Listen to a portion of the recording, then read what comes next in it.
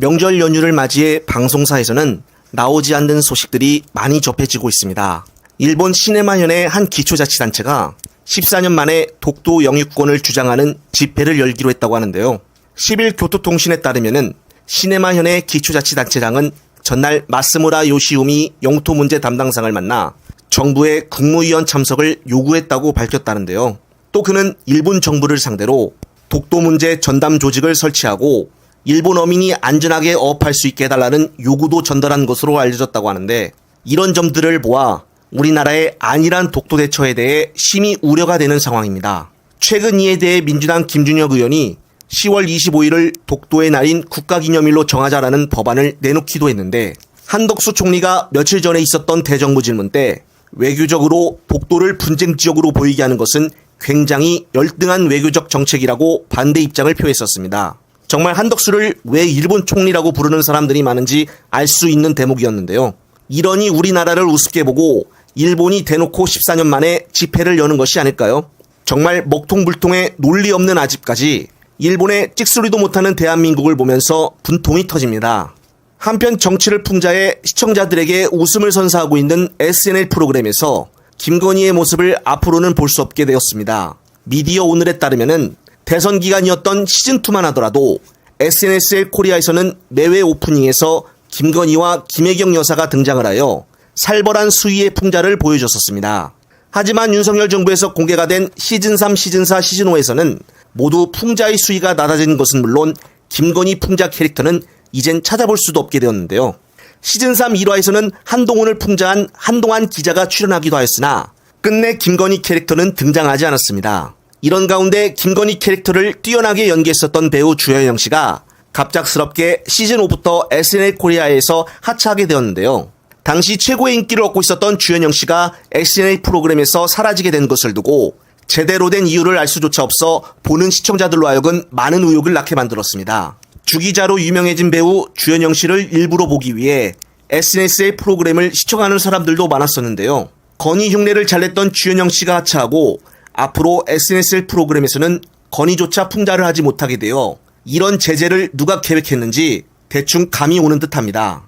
한편 전국 각지에서 전세 사기 피해가 이어지고 있는 가운데 무자본 갭투자로 임대사업을 벌여 피해자를 양산한 교육부 고위공무원에 대한 징계가 견책 처분에 그친 것으로 드러나 논란이 되고 있습니다. 민주당 정의로 의원이 교육부로부터 제출받은 국정감사 자료에 따르면 교육부에 근무하는 3급 공무원 A씨가 부동산 임대사업자로 등록을 한 후 본인 명의로 다른 주택을 구입하는 갭투자 방식으로 서울 성북구와 송파구, 경기 파주 등의 49채의 아파트 등 주택을 구입하여 임대를 했다고 하는데, A씨가 임대한 보증금 총 규모는 130억 원에 달하는데 49채 주택에서 발생한 보증사고는 2020년부터 지난해 4월까지 총 6건으로 17억 원 규모라고 합니다. 추가적 대위 변제나 경매 절차 등이 예상되어 피해는 지속되어 확대될 것으로 예상이 되는데요.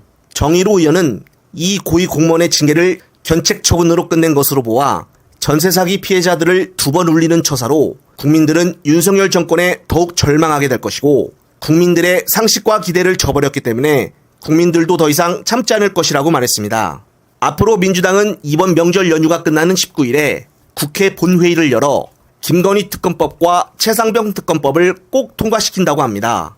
현재 새로 나온 각종 여론조사에서 20% 지지율로 급격하게 떨어진 윤 정부를 보면서 아마 이번 특검법마저 또 거부를 할 시에는 그에 대한 후폭풍은 정말 감당하기 힘들 것입니다. 특히나 이번 여론조사에서는 의료 대란으로 윤 정부가 믿고 있었던 70대 코어 지지층까지 무너지게 되면서 더 이상 기댈 수 있는 곳은 없다고 보여집니다. 끝으로 오늘 민주당 이재명 대표가 오전에 조계종 진우스님을 예방하였는데요. 간추린 영상 보시면서 이번 편 마무리하겠습니다. 거대 야당의 수장이셔서 조금 더 책임감을 더 가져야 될 것 같아요. 예. 그러니까 이제 그야말로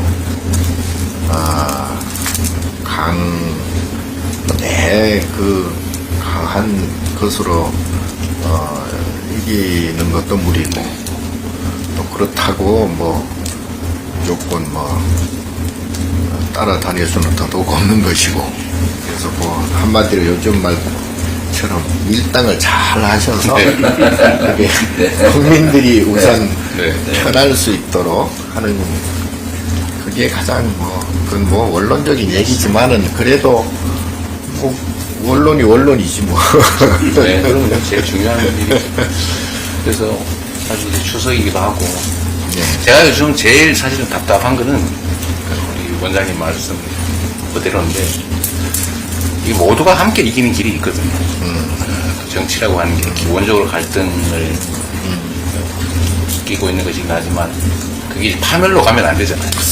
적대와 파멸로 가면 안 되고 조정하고 양보하고 타협해서 서로 이제 더 많은 것을 얻어내는 통합 조정이 가장 정치의 큰 역할인데 저희들의 부족함도 있겠습니다만 최근에는 정치로부터 시작되는 갈등과 적대가 너무 심한 것 같아요. 그게 이제 국민들 사이에도 크게 영향을 좀 미치는 것 같고 그런 점에 대해서 좀 걱정도 많습니다. 이제 의료대란 문제도 사실은 이해관계를 서로 조정을 해야 되는데 이게 대화나 타협이 아니고 그냥 충돌하다 보니까요. 모두가 피해를 입는 상황이 발생하는 것 같습니다. 특히 종교계의 역할도 이럴 때는 또 중요하지 않을까 싶어요. 그래서 사실 오늘 이제 그 말씀도 한번 드려보고 싶었는데요. 이제 아까 말씀하신 것처럼 이 정치권하고 이해 당사자만 딱 얘기를 하니까 입술 없이 이빨이 붙이는 게 됩니다.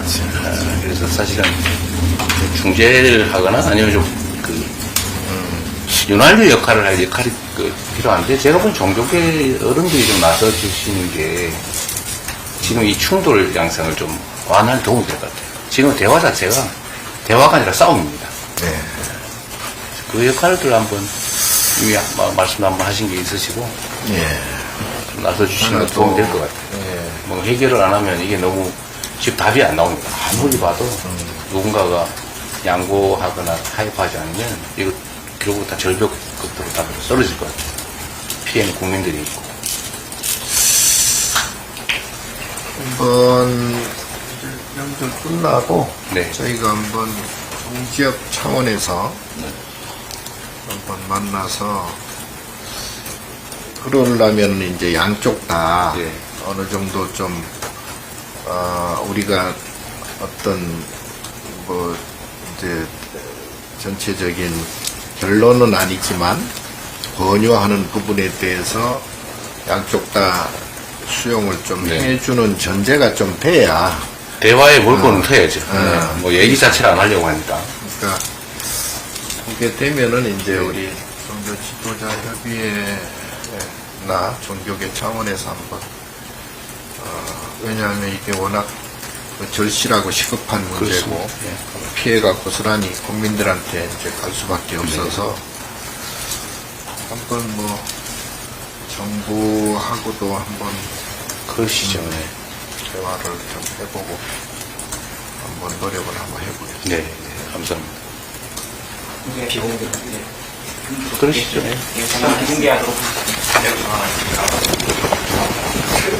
잠시 주목해 주시기 바랍니다. 구독자분들에게 특별한 선물을 준비했는데요. 제가 항상 여러분들 때 강조드리는 말씀이 있습니다. 이슈와 뉴스만 꾸준히 챙겨보셔도 충분히 돈을 벌 수 있다고 말씀드리는데요.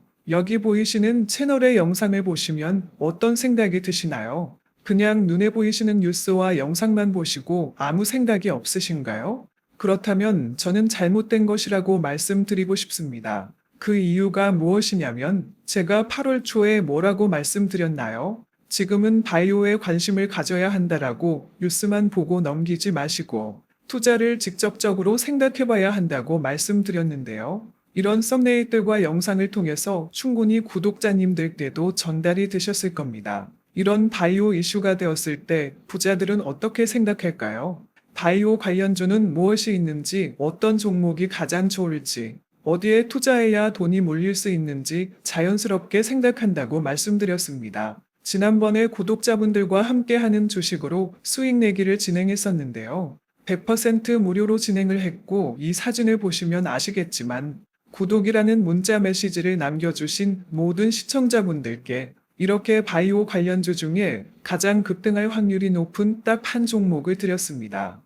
8월 13일에 오정바이오를 추천해 드렸습니다. 여기 나와 있는 사진을 보시면 정확히 얼마에 매수하고 어떤 종목을 사야 하는지, 어느 지점에 팔아야 하는지 이런 부분들까지 여러분들에게 정확히 알려드렸는데요. 실제로 많은 분들께서 수입을 보셨습니다. 오른쪽을 보시면 아시겠지만 8월 13일에 오정바이오를 소개해드리고 나서 실제로 며칠이 지나지 않고 이렇게 주가가 상한가가 되었습니다. 당시에도 굉장히 많은 분들이 제가 드린 이 종목으로 수익을 내셨습니다. 지난번과 똑같이 구독이라는 문자를 보내주시면 이번에 이슈가 되고 있는 주식 중에 앞으로 대장주의 구시를 하면서 주가가 가장 크게 상승할 한 종목을 시청자분들에게 문자로 종목명과 사고자 하는 시점을 모두 알려드리겠습니다. 이 영상을 보시고 계시는 시청자분들 중에 종목이 궁금하다 하시는 분들은 남녀노소 시간대 상관없이 이렇게 상단에 번호를 항상 남겨놓고 있습니다. 전화번호 010-8025-2352 똑같이 무료 급등 주식 문자를 보내드리겠습니다. 돈을 받는 것도 아니고 투자를 대신해 드리는 것도 아니고 부담 없이 구독 문자 보내주시면 되십니다. 수익이 나신다면 구독과 좋아요 한 번씩 부탁드립니다.